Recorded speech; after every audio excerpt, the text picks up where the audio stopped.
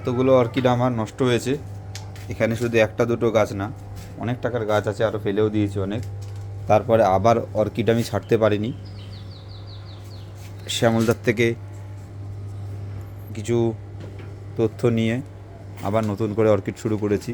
এগুলো আমার ভেন্ডা আছে, এই একটা ভেন্ডা, এটা মৃতপ্রায়, ঠিক করার চেষ্টা করছি। এটা একটা ক্যাটেলিয়া।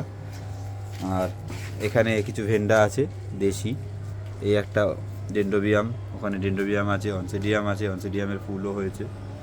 তো এখানে কিছু, এই আমার একটা পরিত্যক্ত মই রয়েছে, মইয়ের মধ্যে কিছু গাছ লাগিয়েছে। আর একটা মকড়া বলে একটা আছে, সেই গাছ দুটো আছে আমার কাছে।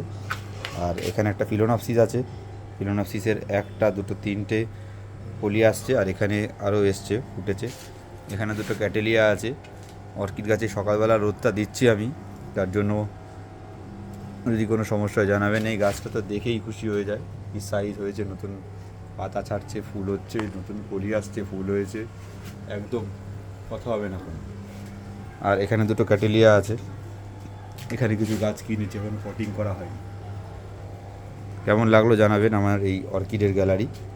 এইটুকু জায়গার মধ্যে করেছি, ছোটো জায়গা।